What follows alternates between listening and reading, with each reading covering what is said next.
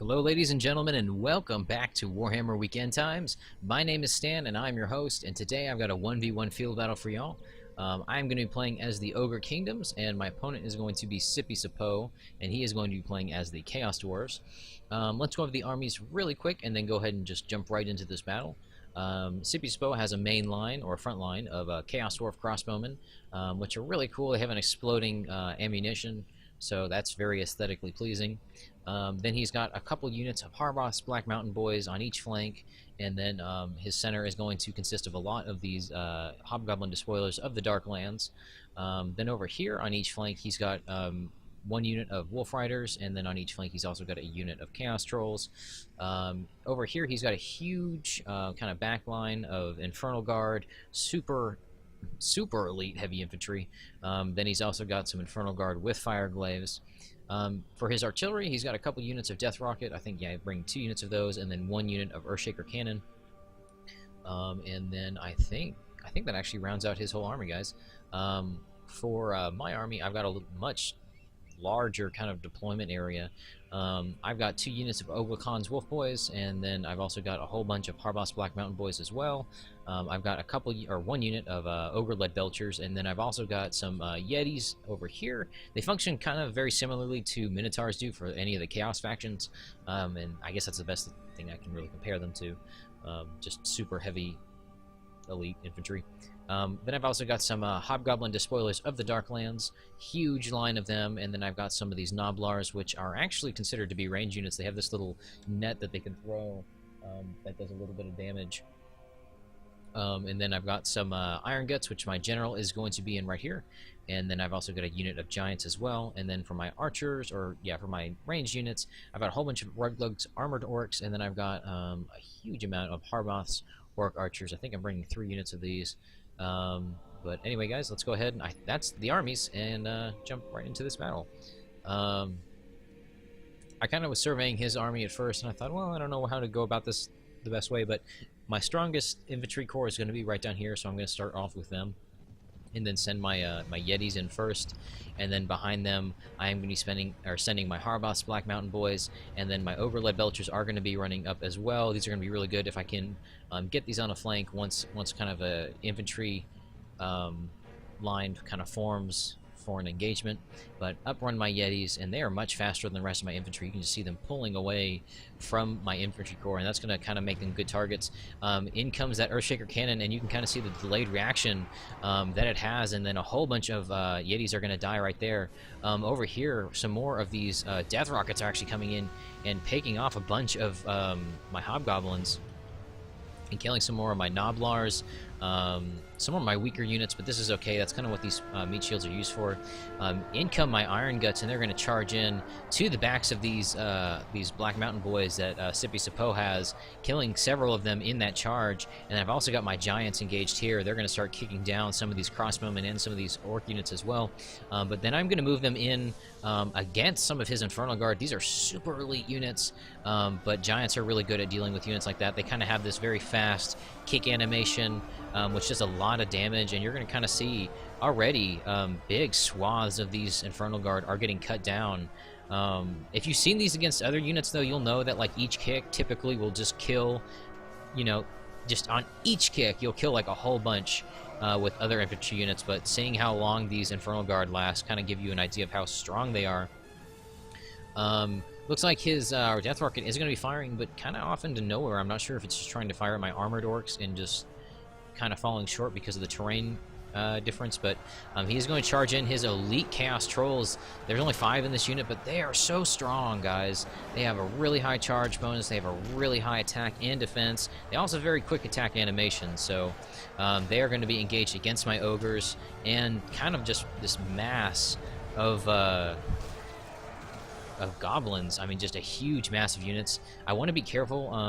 I am going to try, I think, to engage against some of his Death Rockets and some of his artillery crew, because this is a big no-no. If your opponent has artillery just massing your units up like this, one I would say one Earthshaker shot just like dead in the center would probably kill all of those units and rout whatever it didn't. So I've got to be kind of cautious on that side, but I'm going to be moving my units in So my Harbus Black Mountain boys coming in, fighting against these Infernal Guard. 95 in this unit. Still super healthy. It's going to be very difficult for me to cut through of these. I do have my Ogre-led Belchers, but I don't think I'm utilizing them very effectively right now. I'm not sure where my Cav is. It's out here somewhere. But yeah, here my Cav is, my Ogre-Con's Wolf Boys. don't have any micro on them right now. I think, do I, in a second? No, I don't. Okay. I do eventually get back to working with them a little bit, guys, but this is kind of a precarious situation, because if I charge them in and try to pull them out, I'm going to get caught on these spikes, so I want to be careful with that. His Chaos Dwarf crossbowmen are engaged in melee at this moment, which is good, because they're really not very good in melee. You know, they're probably on par with some of my weaker meat shield units, like my Hobgoblins, but, I mean, look, my Hobgoblins are just getting cut to pieces, guys. Like, look how quickly that number is, or was dropping, but it's still dropping pretty quick. I mean, these Infernal Guard are just terrorizing them, but here my Ogre-led Belchers are in a point-blank shot. There goes my general, though, the little cutaway scene. But those are really good shots with my lead Belchers. That's what I want, but then he's going to send his Wolf Riders in, and I think I don't know if they're going to take any damage from those shots. I don't think so. There's no overlap to them, but I am going to lose an Ogre right there, and I don't want any of that.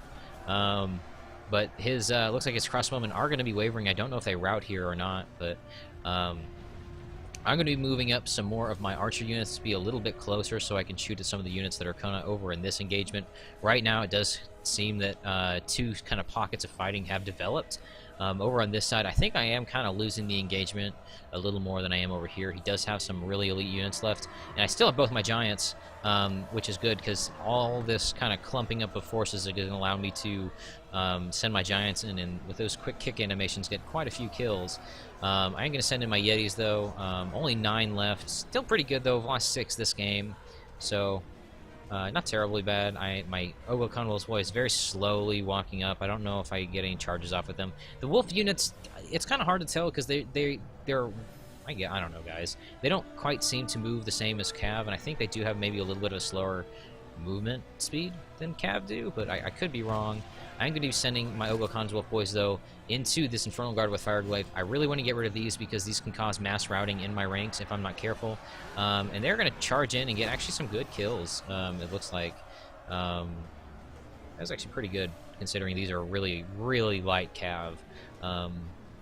Really only good for hammer and anvil units, or maybe, you know, might be kind of good meat shields against other cavalry forces if they're kind of spread out like that.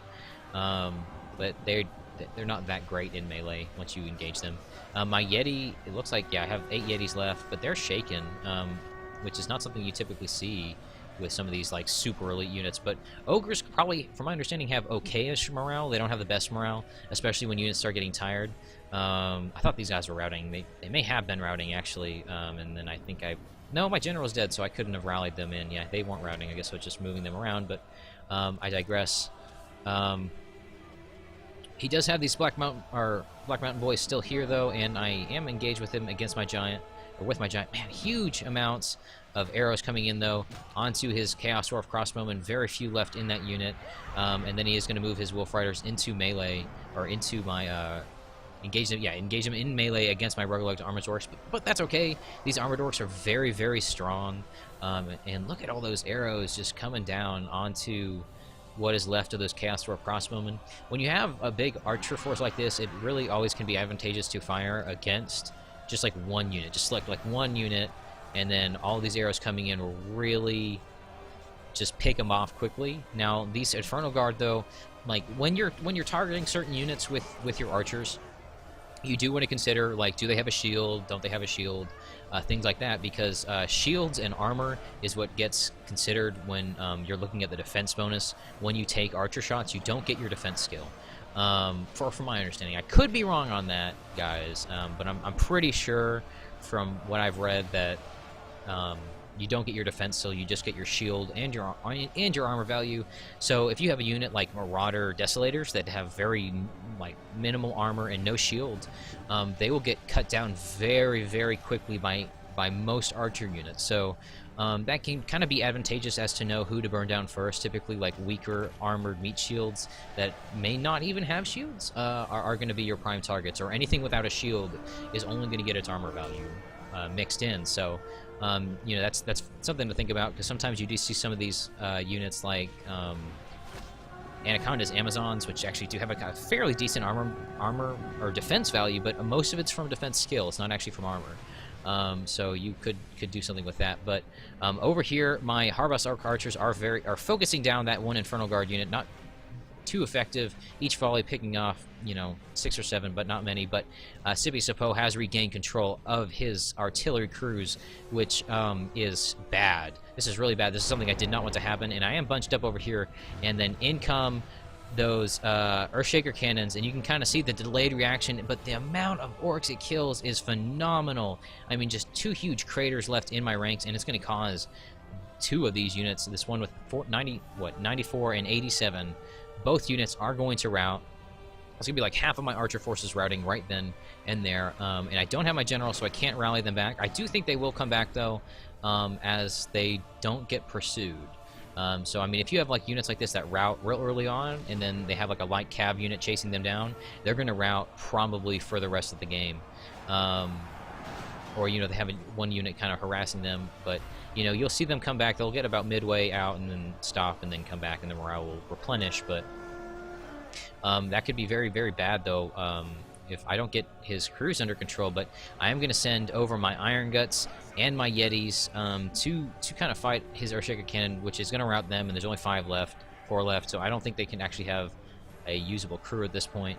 I think they might still. I think you need 3 to still arm, or, you know, man your one artillery piece, but you know, I'm not quite sure. I think it's different for each artillery priest that is out there.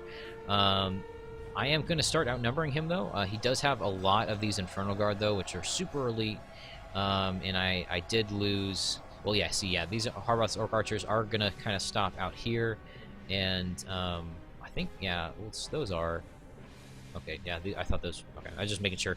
Yeah, it looks like both of these. This is going to be both units here. It's kind of hard to tell when you go from playing normal to large funds. It's, you know, usually you can kind of just look at a unit and tell. But yeah. Anyway, guys, Sippy Sapo still has his Chaos Trolls engaged right here, and I really want to be careful because they are going to cause my Harbus Orc Archers to waver and. Potentially rout. They still have, like, you know, full numbers in this Chaos Troll unit since like the beginning of the fight. He did bring 2, though, so I might actually be wrong in that regard. I don't know what happened to his other unit. I do have a couple Yetis still fighting, only 2 left. I do still have 1 Giant left, which I can really utilize to maximize my killing potential if I can kind of round up his units. I do have my Overled Belcher, or 1 left. And I think I'm going to be firing into these Infernal Guard. Yeah, there we go. Only killing a few. The Overled Belchers are alright. They don't have exploding ammo.